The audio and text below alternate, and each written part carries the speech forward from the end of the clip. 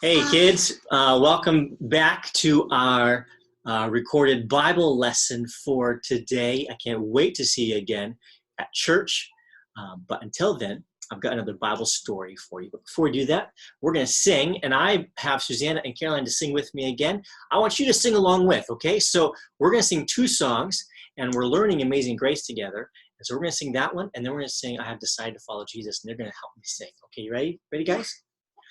Amazing grace, how sweet the sound that saved a wretch like me.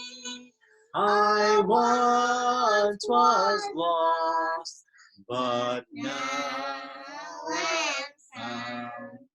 Was blind, but now I see. Okay, we're going to sing one more. I hope you sang along with. You're learning Amazing Grace with everybody. We're going to sing one more. We're going to sing I Have Decided to Follow Jesus. Okay, ready? Sing with everybody else. Ready?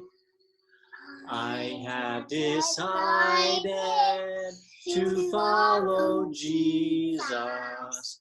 I have decided to follow Jesus.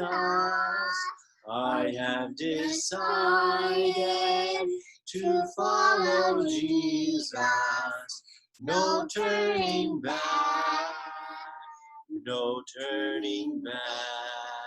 Another verse goes like this. Though none go with me, still I will follow. Though none go with me, still I will follow. Though none go with me, still I will follow.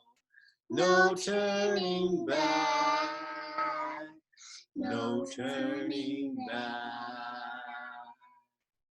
Okay, very good. I hope you guys were singing along with. I'm going to pause this, let them go, and then we'll get on with our Bible story. Okay, I hope you enjoyed the singing.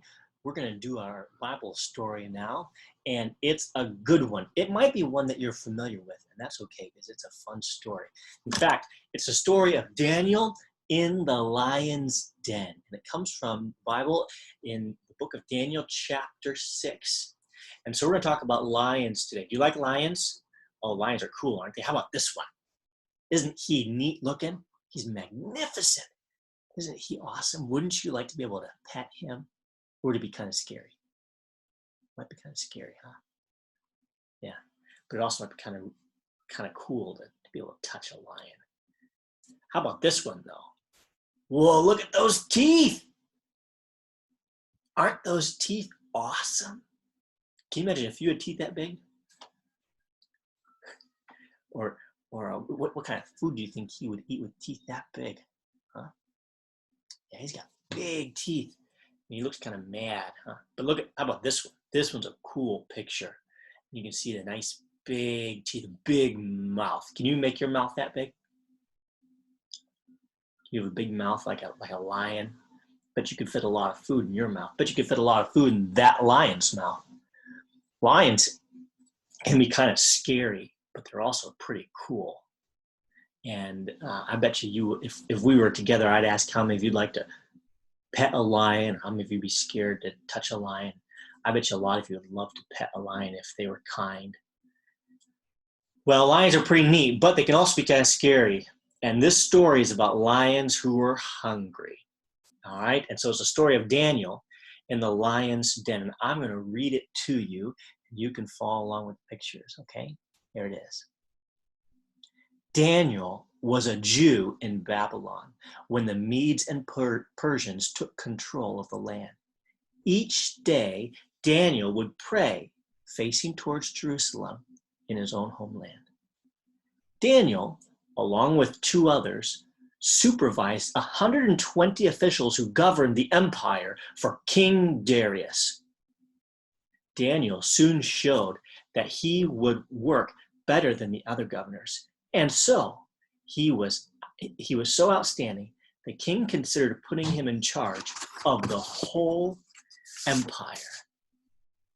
Well, as you can imagine, the other governors were jealous, and they tried to find something wrong with Daniel, some way that they could find something wrong with Daniel, because he ruled the empire and they could not. And they wanted to find something that was wrong with him. Daniel was so honest and so reliable, they couldn't find anything wrong with Daniel. There's nothing we can accuse Daniel of, he would say, unless it has something to do with his God.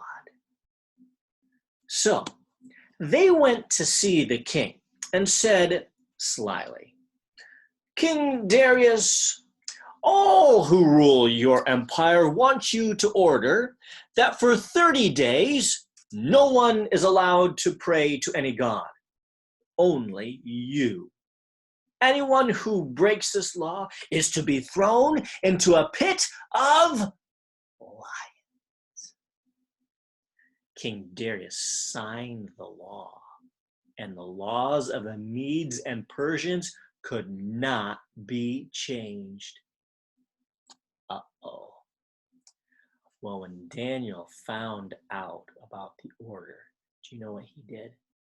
He went home and he went in an upstairs room in his house, and he knelt down at the open windows that faced toward Jerusalem and prayed to God 3 times a day, just like he did before. He didn't let this order stop him from doing what was right, even though it could be kind of scary. Even though he could get hurt, he didn't let the order from the king stop him from doing right. Well, Daniel's enemies went to the king. Your Majesty, Daniel does not obey the order you issued.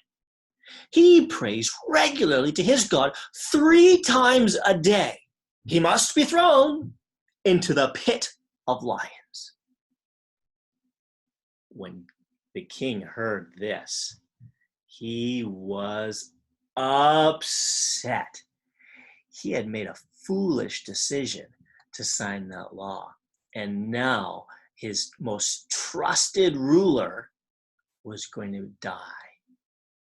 He was so upset. He tried to find a way from until sunset to find something that he could do to rescue Daniel. But the laws of the Medes and Persians could not be changed, and he had passed a law that could not be changed. So the king reluctantly gave orders for Daniel to be thrown into the pit filled with lions. He told Daniel, "May your God whom you serve so loyally rescue you." A stone was put over the mouth of the pit, and the royal seal was put on it so that no one could rescue Daniel. King Darius returned to the palace and spent a sleepless night. At dawn, the king got up and hurried to the pit. Daniel, servant of the living God, he cried, was the God you serve so loyally able to save you from the lions? What do you think? Have you heard this story before? Of course. Daniel answered, "May your majesty live forever. God sent his angel to shut the mouths of the lions so that they would not hurt me. He did this because I was innocent." The king was overjoyed and gave orders for Daniel to be pulled out of the pit. The king then commanded those who had accused Daniel to be arrested and thrown into the pit filled with the lions, and the lions pounced on them and broke all their bones. Just goes to show you that God had protected Daniel in the lion's den. It wasn't because the lions weren't hungry. It was because God had protected Daniel and had closed their mouth. Well, King Darius then wrote to the people of every nation, and you know what he said? He said this: "I make a decree that in every dominion of my kingdom men tremble and fear before the God of Daniel.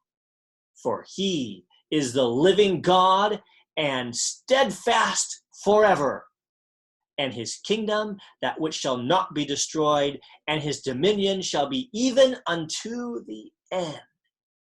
He delivereth and rescueth, and he worketh signs and wonders in heaven and in earth, who hath delivered Daniel from the power of the lions.